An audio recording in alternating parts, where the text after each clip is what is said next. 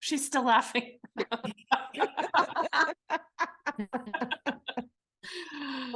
That's so funny.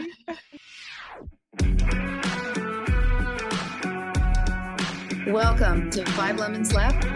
We're the real stuff, the lemons making lemonade. So pucker up because we're going to be discussing our life's lessons and the nitty-gritty details of our spiritual journeys.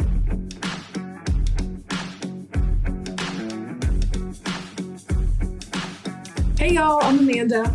And I'm Drusilla. I'm Melissa. Hello, this is Morgan. And I'm Penny. Welcome to our podcast today. Yes.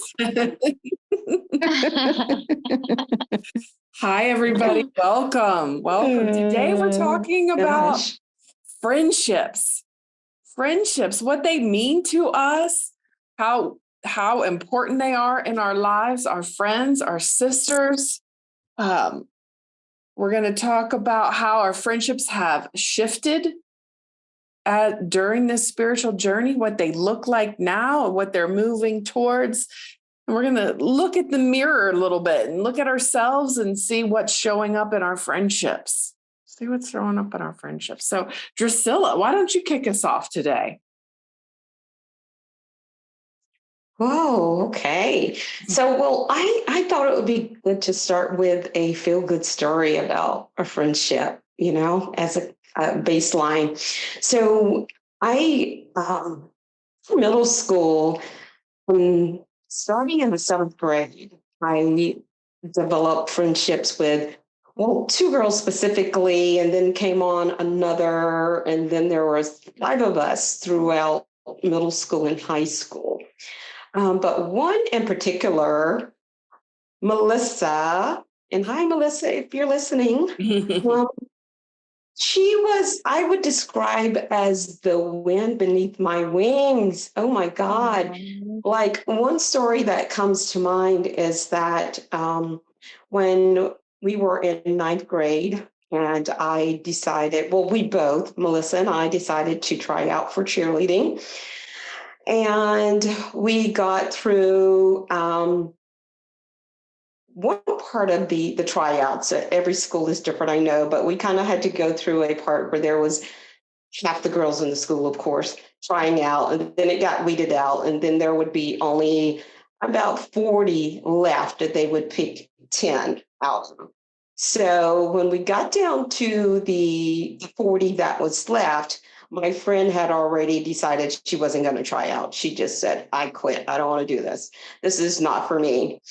And so when we got down to the 40, we all had to be in front of the whole high school.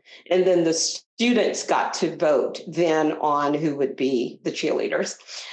And so I remember calling her and being just so afraid and just scared to death of being in front of the whole school to try out. And then I was like, and I don't have anything to wear. And she said, well, my mom bought me this outfit over the weekend and I'll let you wear that. And I was like, no way am I going to wear your brand new outfit. And she brought it to school anyways. And when I tell you that outfit gave me superpowers, oh my God, it was just, and I think it was just that someone would do that, right? Mm-hmm. That I knew my mom couldn't afford to buy me a new outfit. And she brought me that outfit. And I just remember feeling like I was just the star of the show, right? And I did make the team. Yeah. And I just really, but she did that type of thing all the time. It was like, she was always behind me, just pushing me to go a little bit further, And I always say to people, this is why this story is special to me, Melissa. Everybody needs a Melissa in their life. And you're our Melissa today. Aww. Yes, that's what, and I always think about if we could just be the Melissa for somebody, because that to me is a dear friend. I mean, she always would put everybody else before herself, and we're not like the talk to every day kind of friends right now. Every time we see each other, it's like we just melt. We just look at each other and it's like nobody knows this story. Nobody knows this we have. And we could only wish that everybody would have that.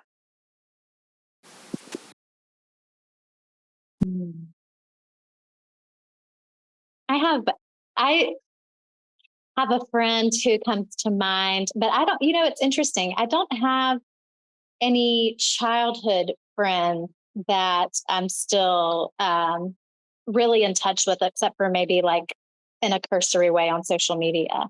And really not even any high school friends. It's interesting because my husband has dozens of his friends that he's had like his whole entire lifetime, 30 years and longer. And so I've always found that interesting and wondered, like, what does that mean anything? What does that say? Am I doing something wrong? You know what I mean? But yeah, I guess I don't need to make any meaning out of that. But I do have one friend in particular who comes to mind who I feel like really embodies that what we talk about a lot, that like non-judgmentalness and unconditional love. Like I do feel like I get that from this person. And yeah, like I've been through a lot in the past few years, but especially with my husband, and lots of transitions in our lifestyle, our life, between both of us quitting drinking, me quitting my job. We did that RV road trip the year before last, and then we uprooted everything and moved to Costa Rica. So there's been so many different things shifting, and this friend has been like super constant and super consistent, and never putting me in a position of feeling judged for the choices I was making around my relationship with John Mark, or around my, decision to leave everything behind and move to Costa Rica. And, there's so many opportunities for people to have inserted their judgments. And I just never got any of that from her. And, actually, they're a couple, and I'm friends with both of them. John Mark is friends with both of them, and it has just been like rock solid, steady love and support from both of them. And now that I'm sharing that, other friends are coming to mind too. I'm like, we do have plenty of that unconditional love and support. And it's so easy to focus on those people in your life who aren't showing up in that way. So this is a really good topic and reminder for me to just redirect my focus towards those people who are showing up in that way. So sorry, that was a really kind of roundabout share, but I appreciate the aha that I just got out of it. So. Yeah, isn't that normal to focus on that? Because when we were, thinking about this topic, deciding that this was our topic, I was like, oh my God, like friendships like that. I'm like you, Morgan. I don't have people that I talk to from my childhood. I just don't. We got in a habit. My mom got in a habit of moving all the time. So I got used to making friends quickly and then moving on to the next set of friends and making those friends quickly. And so it's just interesting, the pattern of friendships that I've had. And the longest I lived in one area was when Mike and I got married. And then we had a, group of friends. He had friends his whole life too. He has had friends. That's interesting. And where when I think about friendships that I've had over the years, I think about them fondly, but I don't necessarily reach out to them all the time. And it's so funny, the 5 friends that 5 number must be a magical number, because we had 5 friends that we always hung out with and showed up for each other and all of that. So that is interesting. I'm glad you switched that around a little bit, Morgan, to think about friendships in a different way instead of thinking about the ones that, that didn't show up when we needed. There's plenty of people that did. Yeah. So thank you for that redirect. I have a friend that, well, 2 actually, that I met in Head Start when we were 5 years old. And Wow. Jill and Ingrid are still in my life. They live in North Dakota. I'm in California now, but we still communicate, not as much as I would like. And that's, I guess, I think just thinking about this conversation about friends, I think that people come into our life for a reason and a season, and then they might, whatever that reason or season was, then they might not be in our life any longer. And so I was, as you were talking to Morgan, and Amanda, I know you uprooted your whole life and moved across the country, and Morgan uprooted her whole life and moved to Costa Rica from Florida. And so it's just like, is it hard to make friends when we do those things as adults? And I personally don't have a problem making friends. I can pretty much make a friend anywhere. I think all of us can do that. But as I just look for commonalities, I guess, and come from curiosity. And so, but I was just thinking about that, like, how hard has it been with you both, like moving your whole lives? I know this might not be on topic, but it just became curious for me to wonder about that with you both. Like, was it easy to make friends in your new locations, or? It's been slow going for me, I'll be honest. And I'm just realizing that, I'm still the shy little 6-year-old who just moved to a new neighborhood. I remember when we moved to the house that I grew up in, I was like 5 or 6 years old. And I was just like the hide behind your mom's leg type of shy. And this girl rode her bike down the street in front of our house and was so outgoing and so friendly. And she was like a year or 2 older than me. And she was so pretty. And she was just like, you must be new here. I have a younger sister who's about your age. I'm going to go get her so y'all can meet and stay together. And she did. And we did. And we became best friends for a while. And it's interesting. There was another friend who was already her best friend and who had super jealousy issues. And so that kind of became an issue in that friendship. So that could have been a friendship that we would still be in contact to this day, if maybe not for that. But anyway, I digress. I just am realizing that, for the whole entire time that we lived in Florida, I moved there at the age of 25. I was going out to bars and hearing live music and drinking. So I had that social lubricant thing going on. And not to discredit any of the friendships I made in that way, because I have some of those friendships that I was just talking about came from those avenues of meeting people.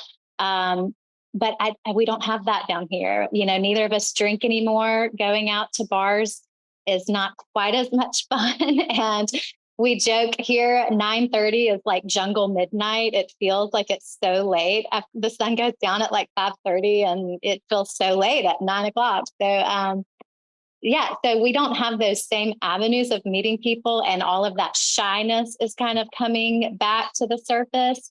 I'm going to there's a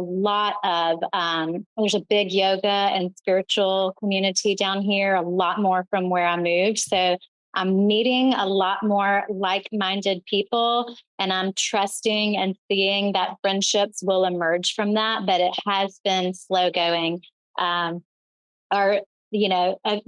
Definitely there was some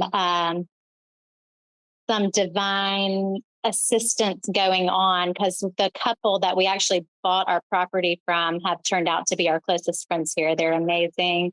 They've been super helpful, super just warm and welcoming. There's so many similarities. The husband is the same age as John Mark. He doesn't drink anymore either. So anyway, that's been fun. And just to answer your question, it has not been super easy. How about you, Amanda? So when I started here, we moved here, I got a job straight away, and that helped me form some friendships. And the different places that I've worked have put me in a position to meet people. So I know a lot of people in this community from those roles, and working in the restaurant industry there, you meet lots of people. And I have people in the neighborhood that we're developing friendships with, and it's not the same because I'm just different people too, Morgan, like what you were talking about, like going out and drinking, and we just don't do that as much. So, and again, like why would you leave the house after dark? That just doesn't make sense to me. My whole concept of friendships and everything has completely changed. This community where I live is so friendly. When we first moved here, a little restaurant called the Blackbird had live music, and we went there, and it was like 6:00 at night, and like complete strangers invited us over to sit at the table, and the band was done by 8:00. We were in bed by 9. I'm like, we have found our people. So that is nice. But I would say, like, I know a lot of people, and I love the people that live here. And I would say the beginning of friendships, right? It's the beginning of friendships. I haven't had the time and the feeling, and the person that I ride with, or, Lisa is a really good friend. Her and her partner are just lovely people to be around. It's just a different feeling. I think it's because, we're older, different interests and all of that. So, yeah. And I feel very friend rich, like all the people that we've met in the ministry feel like, I have great connections with people and talking about things that I love to talk about. So I do a lot of that socializing in this community. I mean, with you guys and the different things, the circles that we're in and all of that. So it shifted a little bit. Yeah. So Melissa, what about you? Well, I married my best friend's big brother. And so my best friend from grade school is still one of my best friends. And we have that same thing, Drusilla, where it's like, we know each other's stories. Yep. And then Facebook, I'm just really happy because Facebook brought my other grade school friends together.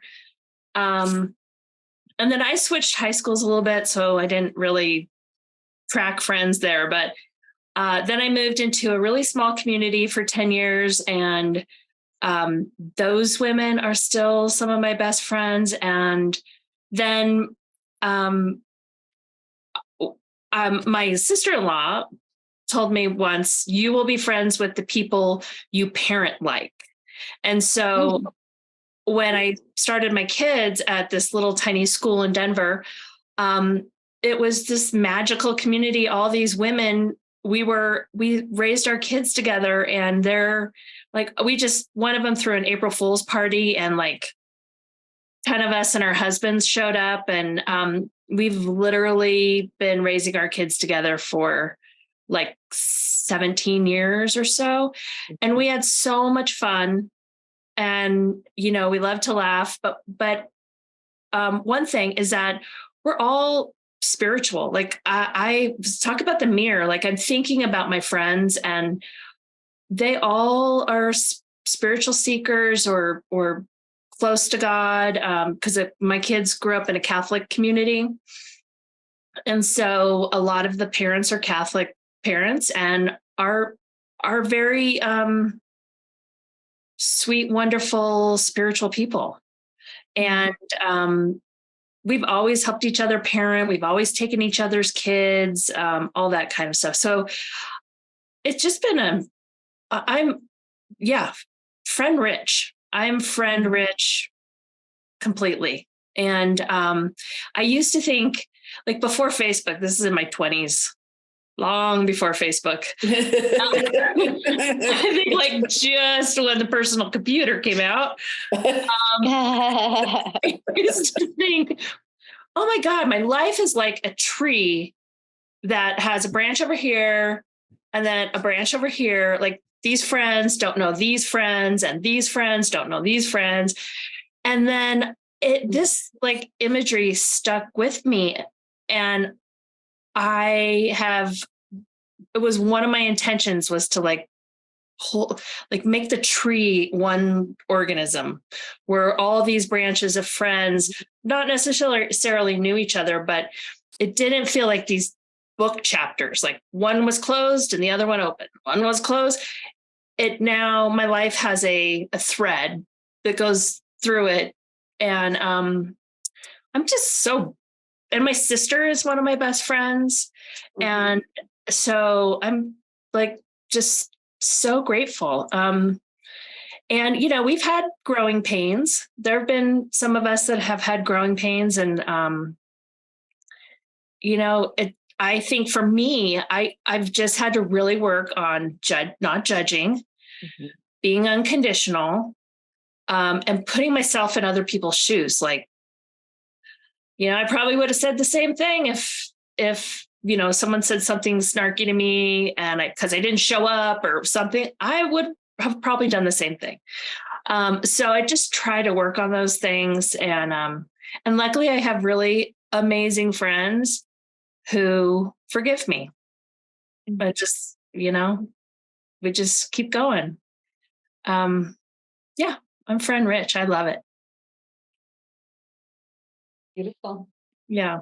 One time I had a party. I did a party at our place. I can't remember if it was like, I think it was just a summer party. It was just beautiful out. And I brought all these different areas that I had friends from. I brought them all invited them all to my house. It was an interesting party, to say the least, to bring them all together because they were all from some were my kids' friends and parents and things like that. It was really interesting. And I really liked what you said too, Melissa, about having friends become the way that you parent, you become friends with the people that parent like you. Because in October, one of my daughters, when we met in the 2-year-old program at the co-op that we were at, he's getting married and we can't wait to go to his wedding. And they're going to be 20, they're turning 25 this year. Yeah. My youngest daughter's 25. And so 23 years we've been friends with this family. It's just really been wonderful to watch the kids grow up too. Yeah. I mean, that's the really cool thing, but yeah. I think one little magical ingredient is that we do like to have fun. Like, we don't, sometimes we get serious on this podcast, but like in real life, it's nice to have fun. It's nice to let go. It's nice to enjoy each other and like to sit around a table and tell stories and laugh and laugh and laugh. Yeah. Yeah, just last week it was, it's big Holy Week last week, Passover, Ramadan, and Easter all were at the same time on the calendar. It only happens every 33 years if you didn't know that. Oh, cool. So yeah, thank you. So anyway, my husband's Jewish and I'm Christian, Lutheran. And so our daughter decided to make matzo ball soup and to invite all the neighbors over that we usually walk with every day. It was so much fun just to introduce them to a soup that they'd never had before because they weren't, practicing Passover. Anyway, it is really a lot of fun just to get together for sometimes no reason and sometimes some reasons, it's just, Yeah. For me, one thing that's been interesting as I've done this inner work on myself, I know we've talked about people pleasing on several different episodes, but I realized several years ago that some of the friendships were still in my life as a form of people pleasing. I didn't want to be seen as rude or not a nice person. So I would agree to hang out with these people that I had nothing in common with and really had no real interest in maintaining the friendship. And I was just going through the motions because I thought that I should do it. So that's been interesting that was just an interesting thing to notice. So some of my friendships have dissolved by my own election. And I still hold those people with complete love and, want only well-being for them. Just don't vibe at the same level. Picking up from our last week's topic. Yeah. Well, and I think you can have friends, not all of my friends have the same relationship as I do, as I have with each other. I have some friends that if shit hits the fan, they're the first people I call. The other ones, I need some book recommendations or a restaurant, or let's go have fun. There's some of those people. So, I think that there's that saying, don't go to the hardware store for milk. And that's where I learned that, and I started building stronger friendships because I have the same type of thing with my husband. I don't go to my husband for every kind of emotion. That's unfair to him. It's unfair to me. I go to other friends, and again, they're not all on the same page, So I think you just have to. I just try to do this, let the cards fall, right, and people show up, and I show up for people. My husband was just sharing an article from the New York Times last week. And so what it sounds to me, Melissa, is you go to your friends if you have to be heard, or if you have to be helped, or if you have to be hugged. There was an article that's the three things you should ask your children as they're growing up. Do you want to be heard? Do you want to be helped? Or do you want to be hugged when they come to you with whatever? Yeah. And so that's it's kind of what you're doing with your friends. Yeah. Well, I like that. Yeah. I think that's a good one. There's a friend of mine has a very similar thing where she and her sister get on the phone, and if there's a story there, one wants to tell the other. She's like, you want me to support you? You want me to be really honest with you? or do you want me to be your cheerleader, or your checkmate? Or do you just want me to listen and not say anything? So they check in with each other as they're saying things on those three things. But that's true. That's, Yeah. And Yeah. all that. Yeah, I think the first time I heard you say that, that quote, Melissa, about not getting milk at the hardware store, it really made me kind of reassess my friendships, because prior to that, I had and I think this is the same thing you were saying, I had looked at them okay, this friend is not as close because she doesn't give me XYZ, which is not the case. It's just that they offer different things in terms of, and it's my perspective. It's not theirs. It's how I view them, So I was so appreciative of hearing that.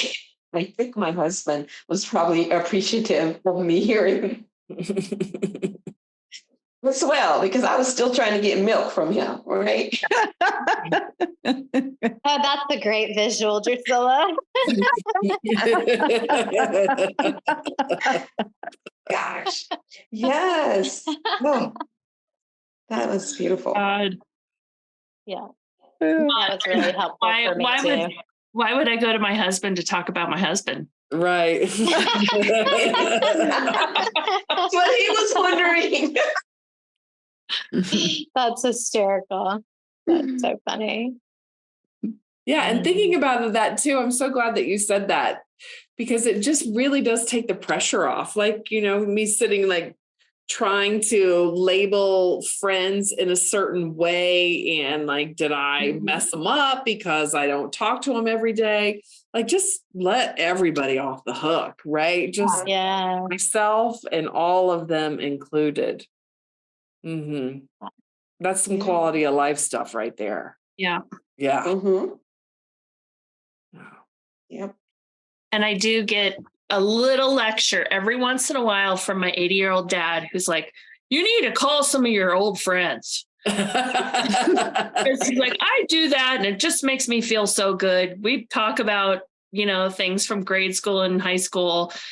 And he's relaying to me how tender it is for him, and how like what an amazing experience it is for him to share memories with people for 80 years, or 70 years, and they're not your siblings. And, he just finds it so sweet. And so he wants me to experience that. And so he gives me these every couple of weeks.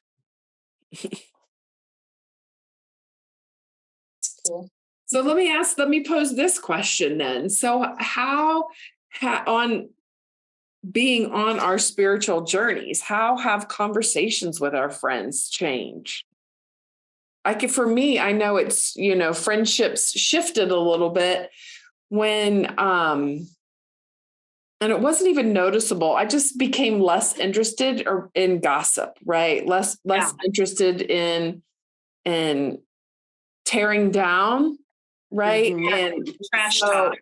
Trash, like that type of thing, and pointing out people's flaws. So I know that some friendships organically shifted, and some different people came more to the forefront, and then other people kind of step back into the background, and not labeling them as not friends or friends, like no judgments. It's just different characters are showing up differently in my life now.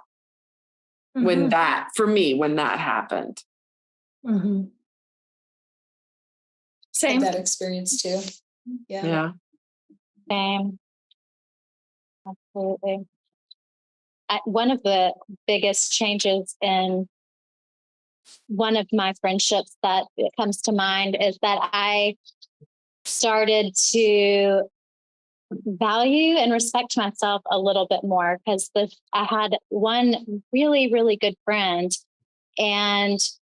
but she was very hot and cold, mercurial. Like, we would be like super tight for a period, and then she would just drop off the radar. And that happened several times. And I mean, I would like cry about it to my husband. Like, it was deeply upsetting. And she also several times, I mean, I'm always introducing people, and I'm a connector of people, I would say. And there have been like 3 or 4 times that I've introduced her to people, and she's like latched onto them and then excluded me in a hurtful way. And I was like telling myself this story that she was evolving and changing and growing. And so I was like, and I think that she is, and I trust that she is, but I was making that as an excuse to like keep going back for more of that abuse. And I think it finally was something around my husband and feeling like unsupported and judged around my relationship with my husband, that finally I was like, okay, I'm not going to subject myself to this anymore. I love myself enough to not subject myself to this anymore. And I went back and forth about it for a long time, about what's the loving way to, that whole conscious uncoupling thing. Like, what's the loving, conscious way to move away from this friendship? Like, am I supposed to have a conversation with her and sit down and spell it all out for her? Am I just supposed to like hold her in love and send her on her way without any and I never really know if I got real clean and clear about that. I never did have a conversation with her about it. We just sort of parted ways. but I feel, and it took me a lot of forgiveness work to let go of the emotional charge I had around that. Like every time I would see her show up on my social media, particularly if it was with a mutual friend, I would get like a pang in my heart. So I had to like unfollow her or, mute her for a little while. But I'm super, like, I know that I've done a lot of forgiveness work because I don't have that same emotional charge when I think about her and talk about her, and I'm able to think about her and just like bless her, love her, send good vibes her way, so that feels good. But that's interesting how that lack of self-love reveals itself and how it's showing up in relationships and what we're tolerating from others. Well, and what I'm learning too in the work that I'm doing right now outside of A Course in Miracles is that some people, we just have to lower our expectations of what they can and cannot give us. And that's what I've been working on, especially for the people that I have some things to clean up still too around a couple of relationships. And I don't have to take on anything that they throw back at me because I know who I am. But yeah, that was the thing that I'm learning is that, I had expectations of them behaving in a different way. And that's just not who they are. And it's okay. And I just have to remember that as I'm being around them. Yeah. Yeah. The way I used to deal with that, Penny, is like, I'm a professional businesswoman, right? I can be around people that I don't like and have conversations and show up and whatever, like just communicate and go to the same places. And Morgan, what you were talking about kind of mixed together, Penny, and you, Morgan, mixed together. And now I do it a little, I'm shifting that a little bit. Yes, I am an adult and I can show up and be around people that maybe aren't what I'm choosing to be around, or this whole different way of thinking. Like every situation that we're in, we create. So it's just a whole different way of looking at situations and showing up with people that might not gel with. I might not invite them over to the house. And like, why is this person tweaking me? Looking at it a little bit differently. Like, have I ever acted like that in public, or have I ever treated anyone? And like Morgan, you were talking about, a lot of forgiveness work goes into that. So now I would say, instead of like, I'm a professional businesswoman, I can handle this, right? I can do this. So it's different now because that was me putting on a role to show up. And I'm not making that role wrong. I'm not making it bad, nothing. But that's how I was doing it. That was my coping mechanism. And I'm not sure that I would do the same thing now, right? I think that there'd be more compassion present.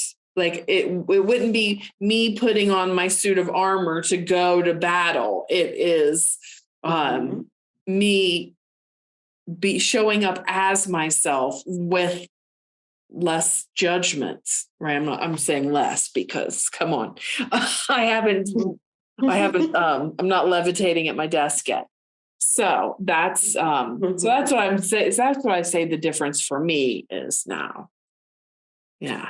That's great. I think I feel the same. I feel that every day I just show up. And I don't think about it. I feel like if I have to think too hard about being friends with someone, then I'm probably not going to be their friend anymore at this point, Amen. I think that's how I show up every day at this point. It's like being intentional about things. And if it doesn't feel right, then why am I moving towards that? You know? Yeah. That's awesome. It is awesome. Mm-hmm. Yeah. And it's shifting as I've aged and on the journey that we're on, I'm like seeking less validation from the outside sources. So I find myself not needing to go out as much and to like fit in or force friendships or force anything. There's a different level of comfort about being at home. I seek peace, and I love to be with my friends and stuff. But if there's high drama, I exit stage left. Like it's not my. I find myself spending less time in high drama situations. Mm-hmm. You know, like Drusilla said, just moving away rather than towards that vibration. Very mature. Yeah. Look at us adulting. When did that happen? It's progress, Penny, not perfection. Exactly. Absolutely. Yeah. You guys are still. coming. Yep. Go ahead, Penny. I was just going to tell Melissa that I still sometimes stay too long. Yeah. You just have to be extra sure. Yeah, exactly. Show me again. You've already showed me. Yeah. So show me a sign me your sign. I saw that on Instagram.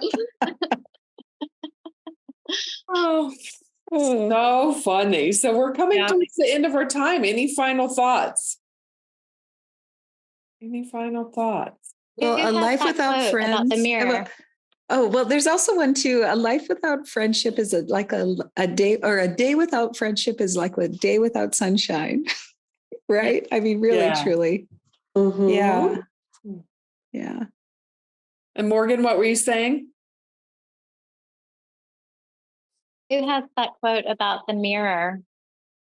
Here, I can read it. Friends hold a mirror up to each other. Through that mirror, they can see each other in ways that would not otherwise be accessible to them. And in this mirroring, that helps them improve themselves as persons. That's a quote from Aristotle. Mm-hmm. Yeah. Interesting. Read it again. I got lost in the sauce. Friends. Yeah. Friends hold a mirror up to each other. Through that mirror, they can see each other in ways that would not otherwise be accessible to them. And it is this mirroring that helps them improve themselves as persons. Yeah. That did need to be read a second time. Yeah. I love that. Yeah. So what I was what I was seeing in my friends that I withdrew from was reflecting something back to me that needed healing. And sometimes friends, I didn't want to have the mirror held up to me. I didn't want to see what they were showing me. They're not my friends anymore either.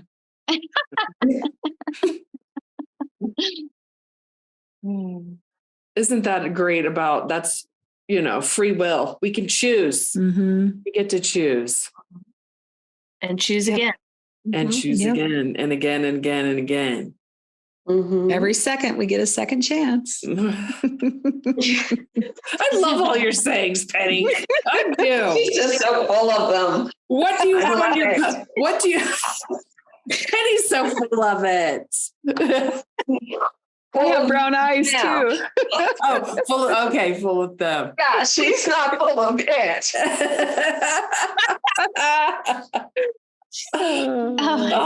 Penny, what's on your Post-it today?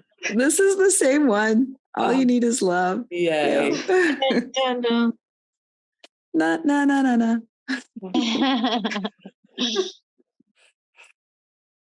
All right, Morgan, take it away. Okay. Well, thank you to all of our listeners. And please check us out on our website, fivelemonslaughing.com, FIVE Lemons Laughing. And we're on Instagram and Facebook as well. So like and follow. And please, we've gotten some great feedback from our friends. Please consider leaving a comment or a review on the episodes or on the podcast to help us get seen by more people. We appreciate it.